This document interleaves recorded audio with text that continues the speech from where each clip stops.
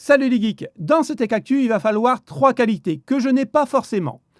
En début de vidéo, vous verrez avec Sony qu'il faut vraiment du recul, car sinon on tombe dans une polémique, il n'y a pas lieu d'être.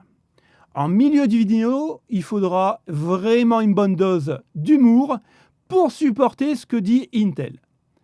Et bien sûr, pour le dernier sujet, et je vous conseille de le regarder parce que c'est le plus important, il faut savoir pardonner à Nvidia.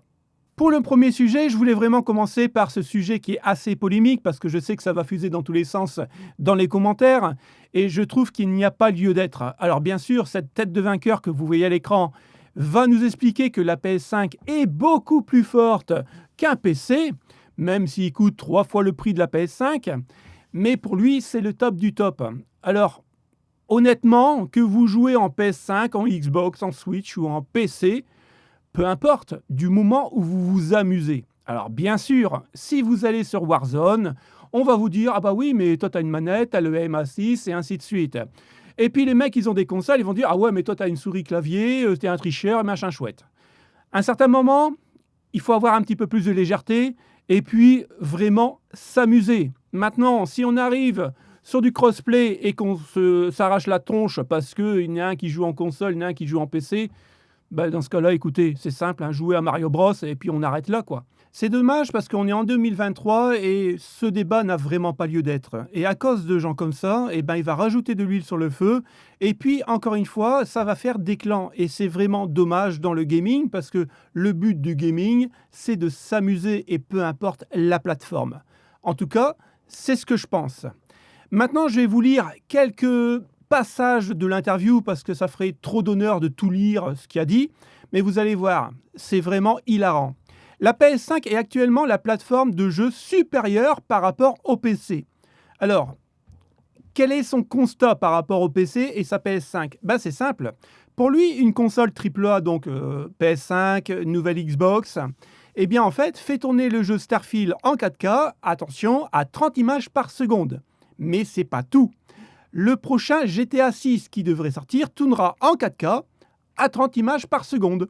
Et oui, et la PS5 pour lui est supérieure au PC. Alors, ça me fait un peu marrer. Parce que déjà, quand vous avez un gros PC, le 4K, c'est quand même assez facile à faire tourner du moment où vous avez mis les moyens dans votre PC. Et je pense que les 30 images par seconde, on est au-dessus, hein, quasiment, voire le triple, si vous avez un gros PC. Alors, moi, ça me fait un peu marrer parce que ces gens-là sont dans le déni. Rappelez-vous, quand la PS5 était sortie, ils nous disaient ouvertement « Attention, sur la PS5, on a mis un SSD tellement rapide que même les PC ne suivent pas. » Le gros problème, c'est que le SSD qu'ils avaient mis dans leur PS5 d'origine ne suivait pas un SSD de nos PC en 4.0. Donc, à un certain moment, il faut qu'ils arrêtent de fumer, quoi. Après, ils nous disent... À vrai dire, Nishino, apparemment il s'appelle comme ça, a fait valoir lors d'une interview qu'une PS5 est beaucoup plus facile et beaucoup plus facile aussi à configurer pour les personnes qui souhaitent uniquement jouer au dernier titre sans se soucier d'autres détails. Ben oui, en même temps c'est une console, quoi. Ça, tu télécharges le jeu, tu joues direct, ou alors tu mets la galette dedans et tu joues direct. On est bien d'accord. Bon. Cependant, il a donné l'impression que dépenser de l'argent et du temps pour construire un PC de jeu n'est en quelque sorte gratifiant que pour les geeks du matériel. Peut-être. C'est vrai qu'on est fier qu'on a monté un bon PC. Mais en même temps, nous, on n'a pas de main gauche, donc on arrive à monter nos PC. Après, il nous dit, bien sûr, acheter la PS5 coûte moins cher que de construire un PC avec des performances similaires, et encore plus si l'on considère la plupart des options prédéfinies. Alors oui, bien sûr, un PC, ça coûtera toujours plus cher qu'une console. Mais c'est plus future-proof. On fait plus de choses avec un PC. Et en même temps, si vous l'upgradez régulièrement, votre PC, vous allez le tenir 10-15 ans, hein, sans aucun problème. Mais oui, ça coûtera plus cher. Une console, la durée de vie, c'est quoi ? Maximum 5, 7 ans au maximum. Donc, effectivement, ça coûte moins cher. Mais vous serez toujours bloqué à 4K, 30 FPS. Donc, c'est un choix à faire. Après, encore une fois, je n'oppose pas les PCistes aux consoleux. Perso, j'ai les deux, je m'amuse sur les deux et je vois aucun souci à s'amuser sur deux plateformes différentes. C'est juste des gens comme ça qui remettent de l'huile sur le feu et qui font un sujet polémique qui n'a pas lieu d'être, surtout en 2023. Sur le marché des cartes graphiques et pour le dernier trimestre 2023, en sachant que Noël n'est pas encore arrivé et que les ventes vont encore grossir, savez-vous qui est en tête de peloton? Eh bien non, ce n'est pas Nvidia, c'est AMD puisqu'il reprend 5% de part du marché par rapport à Nvidia et Nvidia, lui, a que 3%.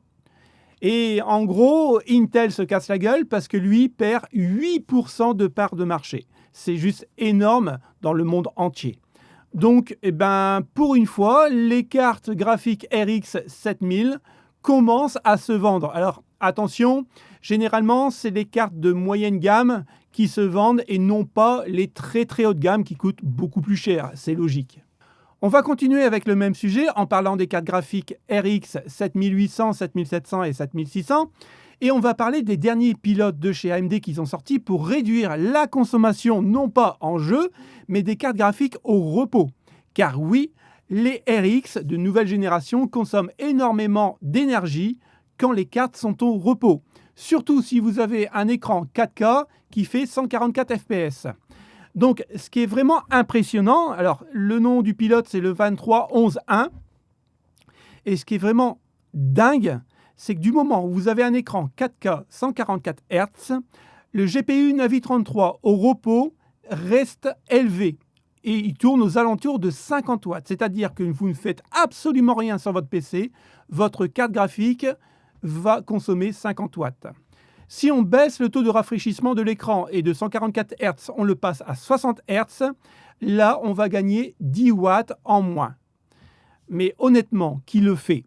Mais le plus intéressant dans tout ça, c'est que les RX 7900 XT XTX, qui coûtent quand même un bras, ils consomment beaucoup moins, donc 30 watts avec le nouveau pilote. Ça fait 20 watts de moins par rapport au petit GPU Navi 33.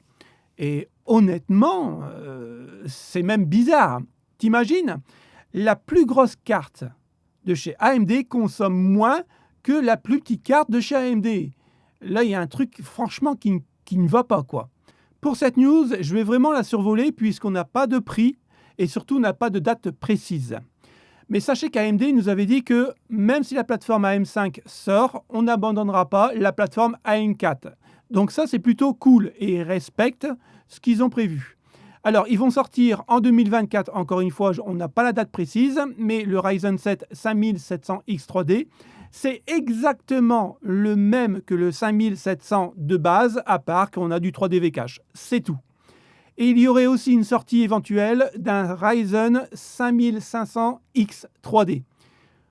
Pour le coup, le 5500, je ne sais pas trop à quoi il va servir et quelles est vraiment ses performances par rapport au 5500 de base. Là, franchement, j'ai un doute. Mais voilà, ça fait vendre. Attention, nous arrivons au milieu du Tech Actu et comme je vous l'ai dit en début de vidéo, il faut avoir quand même un grand sens de l'humour. Parce que Intel accuse AMD d'utiliser une architecture obsolète dans ses nouveaux processeurs.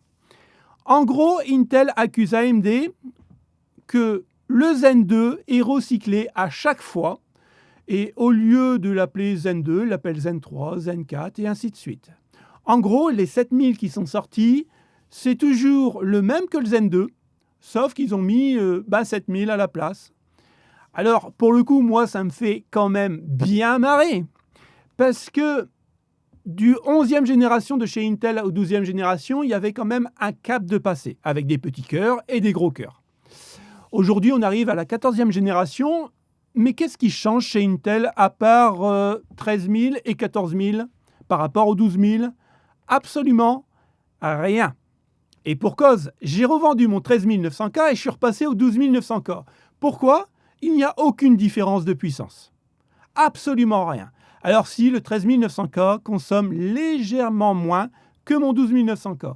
Sinon, c'est le même. C'est exactement le même.